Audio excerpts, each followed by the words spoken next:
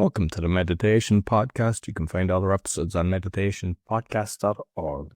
My guest today, he's over 36 years of experience practicing and teaching the meditative and martial arts. As the founder of Northwest Fighting Arts Sport and Tai Chi Academy and the Yielding Warrior, where he emphasizes the transformative power of meditative and martial arts practices, particularly the yielding concept. He's published 2 books and hundreds of instructional videos, founder of the Yielding Warrior online program, and has worked with thousands of students from around the world. I believe you're from Portland in the USA. Please welcome Jeff Patterson. Hello, nice to be here. So, I'm always interested in talking to people who do martial arts, because I was doing martial arts for about 6 years. I was doing Kung Fu, and I was always doing, I done boxing, I done kickboxing, I tried everything. So I suppose first thing is what I saw, like, you're into BMX and motorcycling. So I want to see a different side of you first before we delve into what most people would hear about. Is that something younger? I remember the BMX bikes, and we used to have like the spokes or something at the back where you kind of do tricks and things like that, or somebody would normally stand on it. Was it that kind of thing that you've been doing? Yeah, that was back when I was a kid. I used to race BMX bikes, and I was pretty into that. And then I transitioned into motocross riding, got into motorcycles for a while. I still have a street bike, but not so much into bikes as I used to be. Still do some mountain biking and get out with my kids, but not like I did when I was younger. Yeah, well, I had motorbikes. I used to buy and sell motorbikes. I think when I was 17, I started getting into motorbikes. I had motorbikes for about 5 years. And then later, I got another one. I got a Virago. It was actually an American import 700. And it was, my daughter said to me, "I don't want you to die." And it just gave me shivers. I never felt afraid or anything on the bike. And I was driving stupid at times. I look back and I don't know how I never came off it. But this bike never felt right. It was like there was something, I just never felt right on it. And when she said that, I just never rode it again. Rang a friend, said, "Take this away and sell it for me." And it was like, because when you have kids, biking is good fun, like, but you have to cater for your family as well. Like. For sure, yeah. So your meditation, like, obviously you're doing a load in with the martial arts. So which came first? Did you get into the martial arts first or the meditation? You might tell us your journey. Yeah, so I originally started in martial arts, and I was doing that for a while. I was a pretty young guy, maybe around 19, and I was very much into Western boxing. And, I just loved the thrill of the sport, the challenge. It was very strategic. And I used to go to a boxing gym just a few blocks down the street here from my academy back in the late 80s and early 90s. And at a boxing gym, if you're not familiar with it, it's a lot different than your traditional style of fitness kind of class with an instructor, where there's one instructor and a bunch of students that come to learn from the teacher. Whereas in a boxing gym, usually there's 4 or 5 coaches if it's a decent sized gym, and each one of those coaches might have a handful of fighters that they work with. Well, at this one gym that I was at, there was a very well-known coach who had created national and world champion level fighters, and I really wanted to get to spend some time with him. I was very impressed by everything he had done. And so I would always show up at the gym when I knew he was going to be there with his fighters, and I'd work really hard and try to get him to notice me and let him know that I wanted to train with him. And finally, after about 3 or 4 months of doing this and following him around a little bit, he started helping me out and teaching me a few things. And he said something to me after about 2 or 3 weeks that changed my life in so many ways. In that he said, if you really want to be a good boxer, you should start doing meditation and Tai Chi. And here I am, this 19-year-old kid who doesn't know much of anything, thinking that Tai Chi is for like old people in the park. How's that going to help me be a better fighter? And I had a lot of respect for him, though, and I started taking on that practice. And, the meditative arts have since changed my life in many ways. And I've had thousands of students come through the academy over the last 30 years, and I've literally heard hundreds of stories of how the meditative arts have positively influenced people's lives. And that's kind of what's made me so passionate about writing my last couple books and creating this online program and everything that I've been doing to try to promote the meditative arts. No, excellent. I mean, I kind of commented, prior to recording about your background. So for those watching on Spotify or YouTube or BitChute, Rumble, you can see all the certificates. It's actually very nice. So what are all them? Are they the qualifications of the different things that you've done, or what are the certs that you've Those done? are those are just for one of the martial arts that I do, Brazilian Jiu-Jitsu. We here at the Academy, we do Brazilian Jiu-Jitsu, we do Muay Thai, Western boxing. We have a JKD and Eskrima program, and then we do our meditation program, which is the Tai Chi, Qi Gong, sitting meditation, standing meditation. When you got into the meditation, like, did you just kind of try to find out yourself, or did you get advice from that trainer? Okay, do this. How, or did you start reading? What was your whole process? Yeah, so he's the one who introduced me to it, and it's a bit of a funny story in that he showed me the first couple movements of a Tai Chi form, and everything he told me back then, I treated like it was gold. If he gave me something and told me to do it, I did it. There was no question that I was going to do it.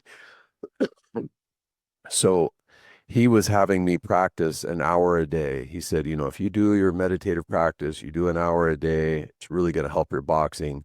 And so I always wanted to do a little bit better. So I was doing an hour and a half a day. And I was doing this religiously, just like you brush your teeth every morning. And he gave me those first few movements of the form, and I practiced every day, day in, day out. And about 3 or 4 months, he hadn't shown me anything else, and I'm still working those first few movements.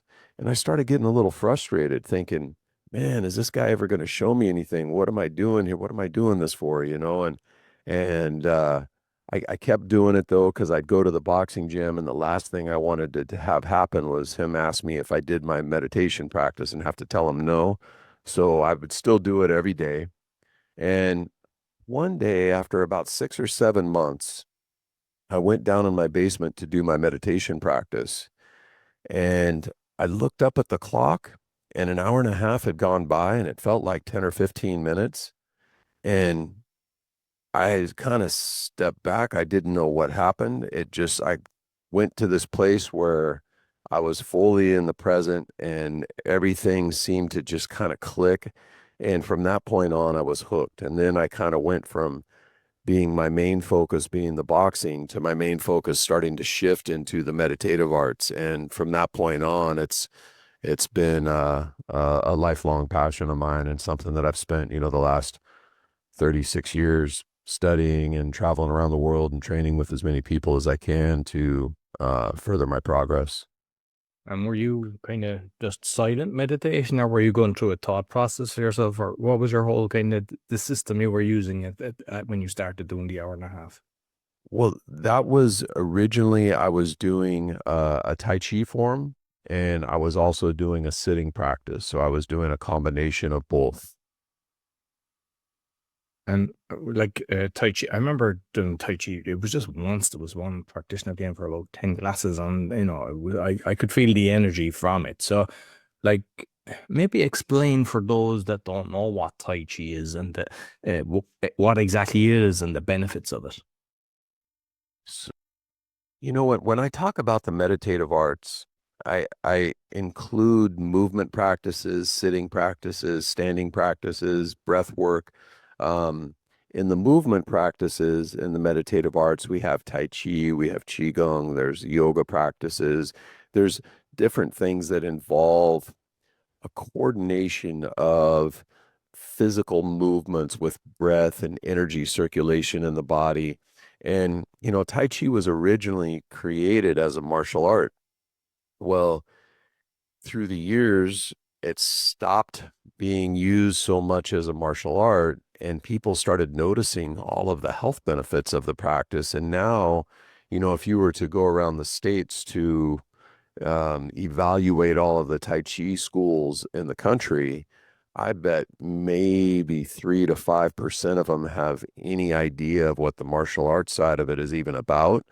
Most people that practice the Tai Chi these days do it solely for the health benefits. And, people do it for reducing stress, for maintaining health and balance. A lot of people do it for stability as they age, so they have a stronger foundation. People in athletics do it to improve their performance and their ability to yield. And there's just so many applications to the practice, which is why he was having me get into it to help me with my boxing. Very good. And Qi Gong then, that's what exactly does that involve?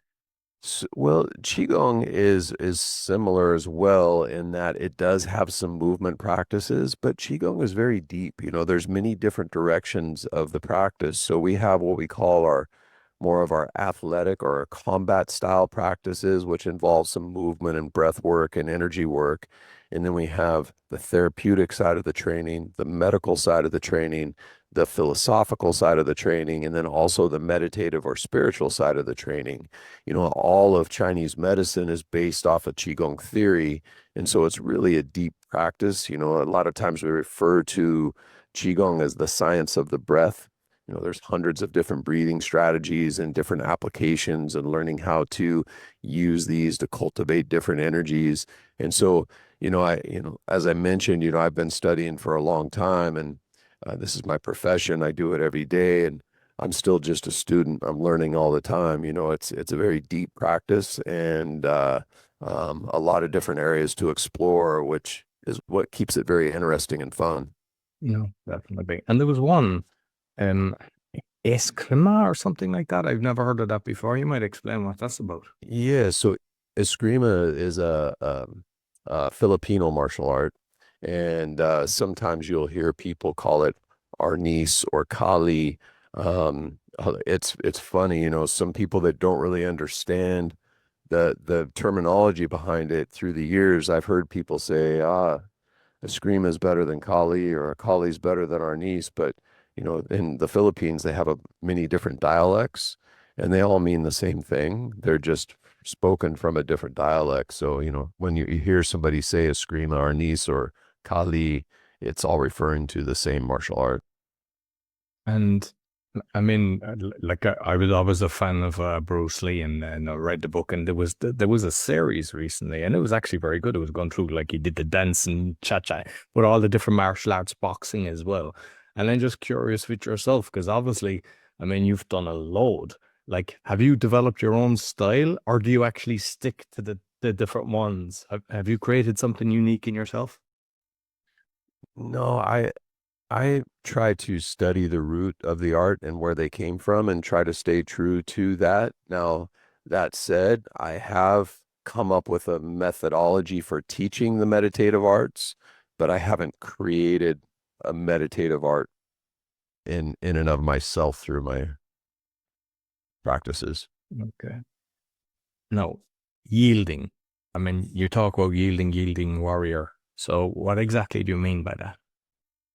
So my last book, The Yielding Warrior, is talking about the idea of yielding. And, to me, yielding is one of the coolest concepts in all of martial arts. And there's three different ways that we use yielding. We have what we call physical yielding, mental yielding, and emotional yielding. Physical yielding is the easiest one to understand. It's the idea that I push you, you push me, whoever's the bigger, stronger person with the most leverage eventually is going to push the other person over. But with yielding, instead of us trying to see who the bigger meathead is, when you push me, I get out of the way of that force. And now I can respond with less effort. So I'm not trying to butt heads with you and see if I'm bigger and stronger than you. I'm letting you move where you need to go, positioning myself in the position that's most advantageous to get where I need to be. Now, in athletics, it's obvious how this is beneficial, which is why so many professional athletes are turning to the meditative arts to understand these concepts and improve their performance. But in order to be good at physical yielding, a lot of things have to come into play. First, you need to be well rooted. The lower part of your body needs to be strong and flexible so you can change your central equilibrium without getting tight. The body has to be relaxed, the breath has to be calm, and the mind has to be present. When you start noticing these things inside yourself, this is where it becomes very interesting, because now not only are you becoming more aware of what's going on inside yourself, but you're also starting to become more aware of what's happening in other people. So now this would be moving into what I call mental yielding. Say, for example, I say something to you that unsettles you, and I pick up on it right from the beginning. It's a lot easier to adjust the conversation and keep us in a harmonious place than if I'm not paying attention to that. Pretty soon I'm so far off track, you want to slap me upside the head. And so learning how to use yielding in all of your interactions is extremely powerful. I mean, one, you're just being more considerate, which is something we could all do more of anyway.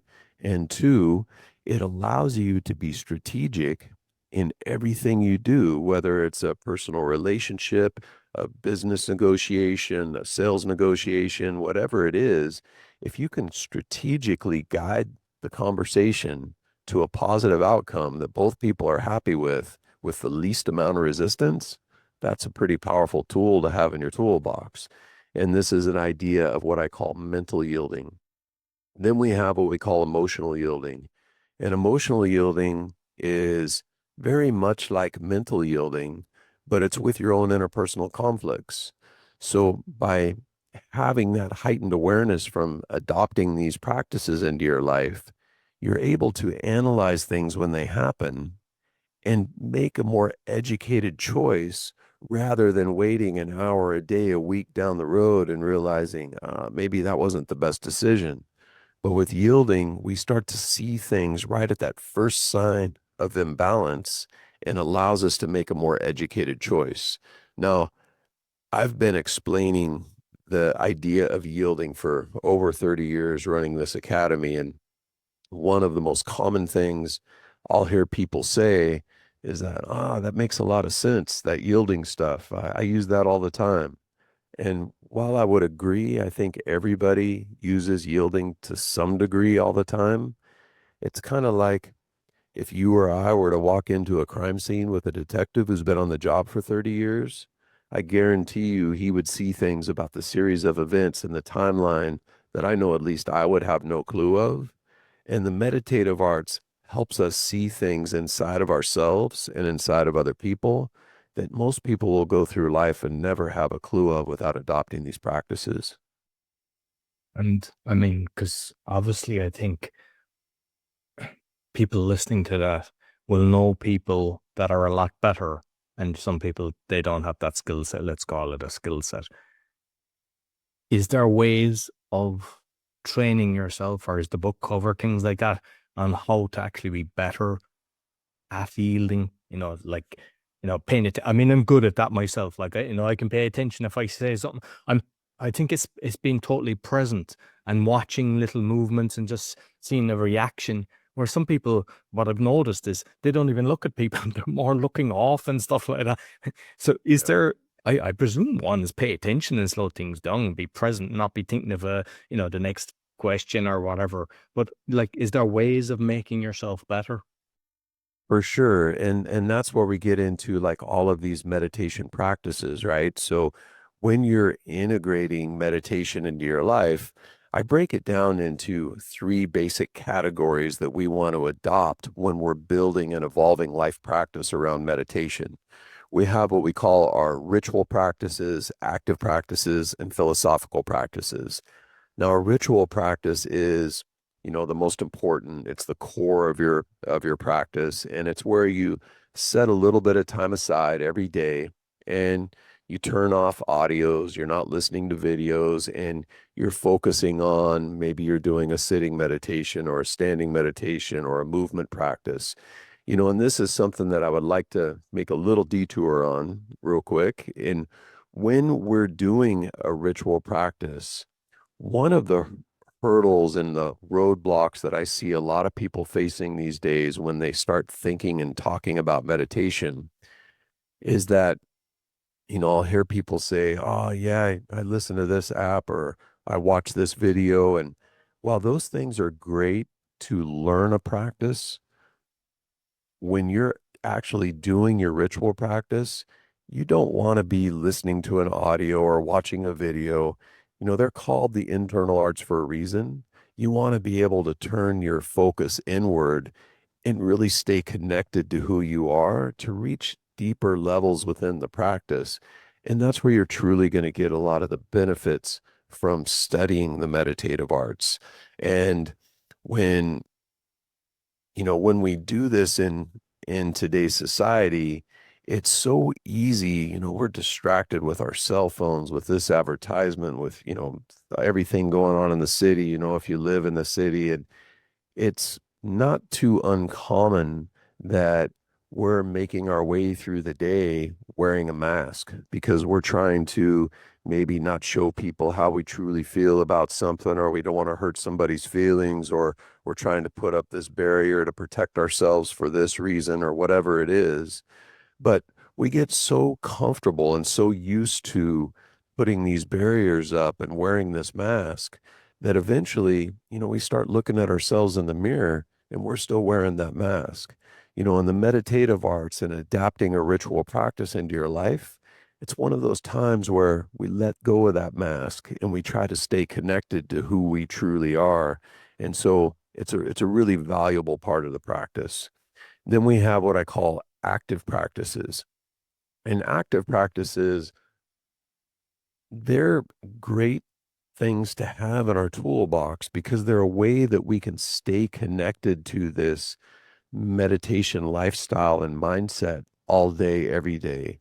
And you can do these when you're walking down the street or standing in line at the grocery store. And they could be as simple as counting out 10 breaths, or maybe doing some spinal rotations, or doing a simple movement practice for 2 or 3 minutes, something to help us stay connected throughout the day. And if we're doing a little check-in like that every 60 to 90 minutes all day, every day, eventually you start kind of living the lifestyle and being able to go through the five regulations and be able to maintain that sense of awareness, which will help you, as you asked earlier about how to improve your yielding. This level of heightened awareness in our life is what's going to help us reach deeper and deeper levels of awareness within our yielding practice. And in athletics, for example, it's pretty easy if you have a good coach and a group of disciplined athletes to get these athletes to 85% of their potential. But take that athlete to 90%, 95%, 97%, and now you're looking at the one in a million. So, the very few people that ever reach that level of performance. Well, the meditative arts is one of those few things that help us reach that 97% level of awareness within ourselves and within other people. And so this is just kind of like one of the applications and ways that we can use this practice. And then lastly are the philosophical practices.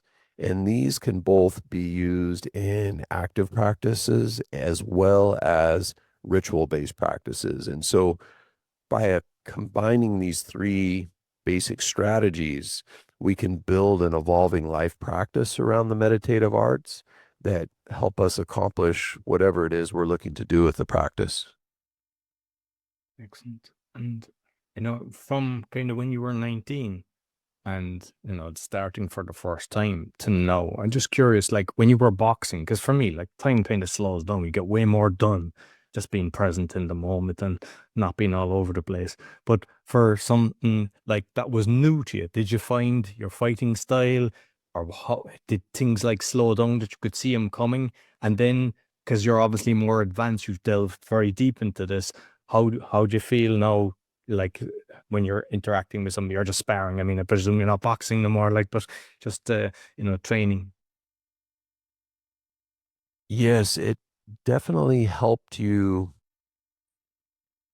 in ways where it's kind of like if somebody pushes on your hand And it's easy to feel them when they push with 10, 15 pounds of pressure. But if they touch the back of your hand so softly, they can just feel the hairs on the back of your hand. It's a little more difficult to feel a change in their energy, whether they're pushing forward or pulling back or moving left or moving right. Well, by improving your awareness with these meditative practices, it translates more over to these physical practices like boxing or jujitsu or football or whatever kind of athletic event you're in, by heightening your awareness so you're able to be more sensitive and respond with less effort. And that's the whole goal, right?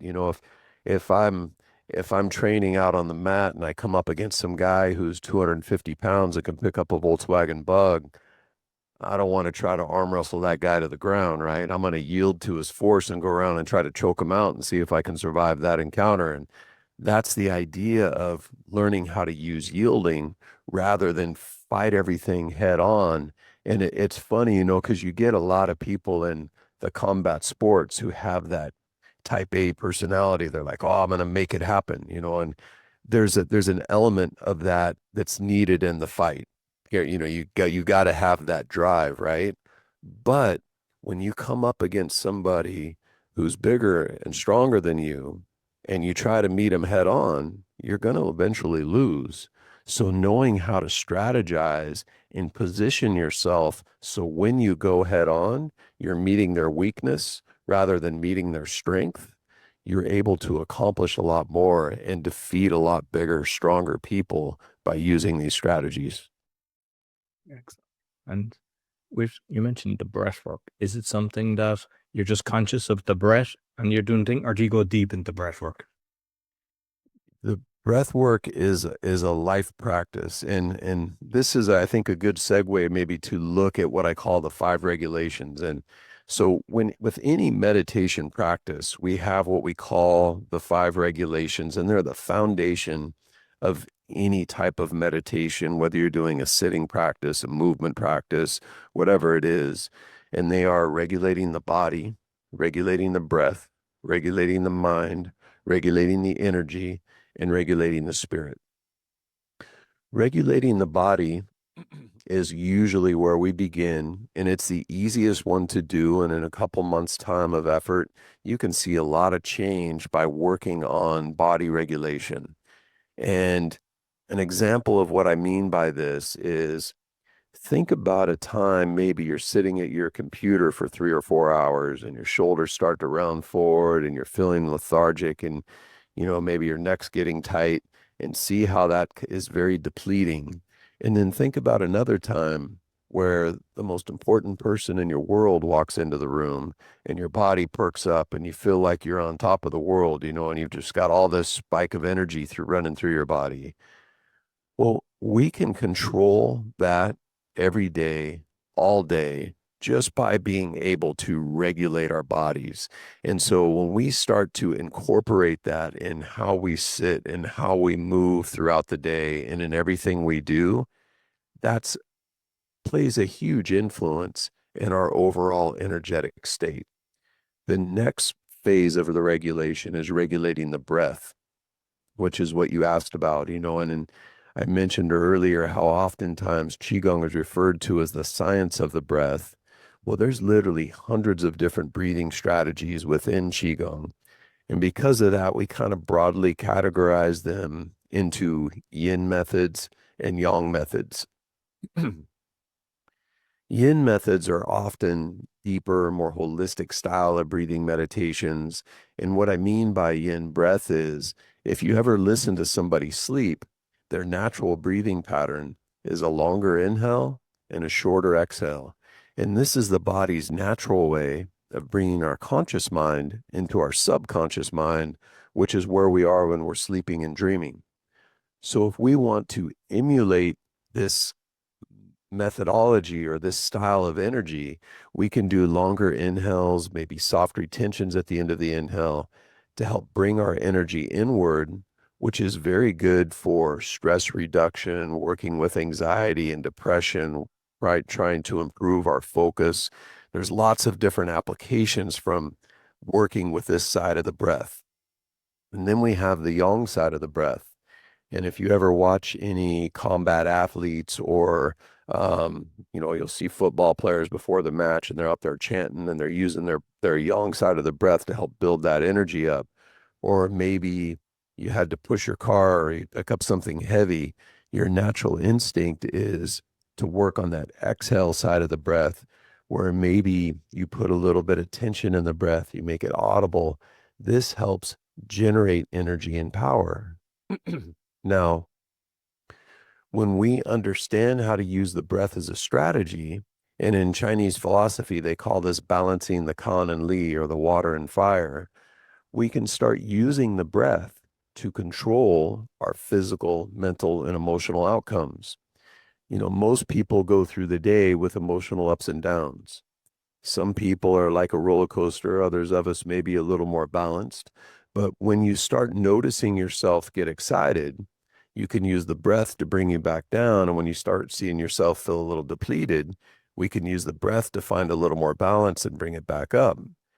As we start understanding how to do this, it can conserve our energy and keep us a lot more balanced and even throughout the day. And so the breath is a huge part of the strategy when we start incorporating meditation into our life. And then we have regulating the mind. And, one of the most common things that I'll hear people say is that I've tried meditation before and it just didn't work for me. I couldn't quiet my mind. Well, somewhere along the way, people got this misconception that you have to be in this state of nirvana and reach this state of ecstasy in order to meditate. That's so not the case. I've studied with some of the most amazing meditation teachers from around the world, and I've never once met anybody who doesn't get distracted. We all do. It's part of nature. And with meditation, say, for example, you are doing a sitting practice or a movement meditation and you're doing it for 20 minutes a day and it's your ritual practice. You may get distracted 50 times during that session. Every time you get distracted, you use your breath, you use your posture, you use the movement, if it's a movement practice, to help bring you back to focus. And if you do that 50 times during that session, and you do that every day for a month, a year, 5 years, you start getting pretty good at being out of center, off balance, and bringing yourself back to focus. Now, no matter what happens, whether somebody says something to throw you off your game or you get really stressed at work, you can use these tools to help bring you back to center and maintain more focus in anything you do. There's this story that I like to tell about these two monks who are walking down this dirt road after a big rainstorm. And they come up to this beautiful lady who's standing on the other side of a big mud puddle. And the lady's crying. And the older monk, he yells across the puddle and he says, "Ma'am, is everything okay? Can I help you?" And she says, "Well, I need to be somewhere, but if I walk across this puddle, I'm going to get my dress all dirty." And so the older monk, he rolls up his pant legs and he walks across to the other side of the puddle, picks her up, puts her on his back, takes her to the other side, and she's off on her way. Well, him and the younger monk are walking a couple miles down the road, and finally the younger monk is just furious and he says, we're not supposed to touch ladies, but yet you did back there at the puddle." And the older monk looks down at him and he says, "You're still thinking about that lady? I left her back there at the puddle." And when we talk about regulating the mind, we're all guilty of this. How many times does something happen to us and we take 2 miles down the road before we finally let it go? And with the meditative arts, we're able to notice these first signs of imbalance so we can let these distractions go before they take us 2 miles down the road. And so this is again, a very complex idea, and it's something that we work our whole life on trying to perfect, but it's one of the foundational principles within the meditative arts. And then the fourth regulation is regulating the energy. And regulating the energy is something that we could literally talk about for the next couple hours. But a basic idea of it is within meditation practices, a lot of times we will circulate energy in the body and we will lead it to different areas to get different outcomes. When we've learned how to regulate the body, regulate the breath, and regulate the mind, regulating the energy and doing some of these practices is very easy. And then the fifth and final regulation is regulating the spirit. And regulating the spirit, for a lifestyle practitioner in the meditative arts, maybe a monk or somebody who's living their whole life towards this goal of meditation, their overall desire is to reach that stage of enlightenment. Well, in today's society, I don't know if reaching the actual stage of enlightenment is even possible, but that's kind of what I mean when I talk about those five regulations and the series and building a foundation with those principles in cultivating the meditative arts. With when you have like a class, because obviously you've trained thousands of people, thousands of students over the years, when you have a group that are meditating together, have you noticed, does the frequency, do they resonate? Is there any knock-on effect? Because you'd hear like a million in, say, Thailand or something like that, we're all meditating. And I'm just curious, because there's something, I've never kind of done really. I've done breath work in groups, but never kind of a meditation as such in a big group. And I'm just curious, have you seen anything when there's a group doing it? Yeah, so a lot of times in a class environment, it's geared more towards helping people learn how to build their personal practice. And so they'll come to class so they understand new tools and we're teaching different things. And a lot of times we're split up in maybe 5 or 6 different groups within the class because there's so many people at different levels. However, back to your question, in that there has been times where I've been in a group where we're all doing a sitting practice or we're all going through a Tai Chi form and everybody's very in sync. And you can definitely feel the energy from that. Mm, excellent. And I mean, like going back like to your story with the monk, and if we look at say like business or in relationships, because a business partnership has probably the same kind of failure rate or even higher than a partnership. And I think as we get older, well, some of us, whereas you could be thinking a lot about a broken business relationship for months, whereas when you're totally in tune with yourself, you don't let it kind of, I suppose, throw you off and you get more focused faster. It's not that you don't get knocked, you don't get curveballs, because that's the way life is. It's not you just go, ah, I'm grand, I'm moving, but it's like the reaction and how you respond. Yes, very much. And, not only is it the reaction and having the tools to bring yourself back to center, the thing that's kind of helpful is that because your awareness is heightened, it doesn't take us as long to realize that we're off center. A lot of times we don't even realize we're out of balance until we're a little bit hysterical, and so if you could, if you're standing on a hill and you drop a pebble, it's easy to pick up the pebble, but if it starts an avalanche, it's pretty hard to stop it. And so the meditative arts helps us see these first signs of imbalance, which make it a lot easier to make those adjustments before they gain too much momentum in any one direction. I actually realize when I'm walking, I know there's something off. There's something off. And I just did, every time I just like, because you feel like you're in flow. I like going for a walk, I like grounding and everything. And then I just feel it. I said, there's something up, there's something off. And you just then kind of try to figure it out and, resolve it. So being in tune with yourself is so critical. For sure. And having those moments, like even just going for a walk like that, that's any time where you can take yourself away from your cell phone and just kind of reconnect with nature. That's, part of this lifestyle, right? And all of those things being present and mindful, maybe I wouldn't call all of those meditation, but it's part of the meditation lifestyle. And if you're going down this path, you'll find like moments like that. Like sounds like you're already pretty connected with paying attention to those quiet times. But A lot of people don't. They're like finding 5 minutes without their cell phone is rare, and so if we can just try to stay connected to who we are and spend a little bit more time, being true to ourselves, I think we can get a lot more enjoyment out of life. And, I think the world would be a much better place if everybody tried to stay a little bit more connected to their heart and who they truly are.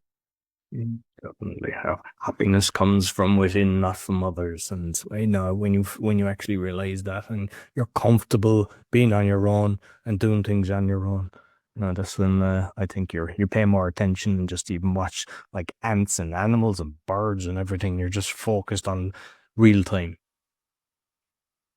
For sure. Well, listen, Jeff, thoroughly enjoyed it. I believe you have a book as well that's for the listeners, and you might let people know as well where they can actually get in contact with you. Yeah, so theyieldingwarrior.com is my website. And if you'd like to get a free copy of my book, you can go to theyieldingwarrior.com/book and we'll send you out a free copy. You just need to pay for shipping and handling. And if you'd like, there's also a digital download as well. Also on our website, we have a way that you can try out our online training program that teaches you how to start integrating some of these practices and start to build an evolving life practice around the meditative arts. And whether you do this with me or somebody else, if you're thinking about taking on meditation, I highly recommend finding yourself a guide. I've literally had students come into the academy who have said they've been practicing meditation for 15 years and they've been following an audio or watching the thousands of videos out there on YouTube. And, life is short. And when you spend 15 years doing something and realize you covered what you could have done in 6 or 12 months by following an actual guide and somebody that can take you through this stuff and help you along the way, it's really invaluable what it'll save you and the different things that you can accomplish with that.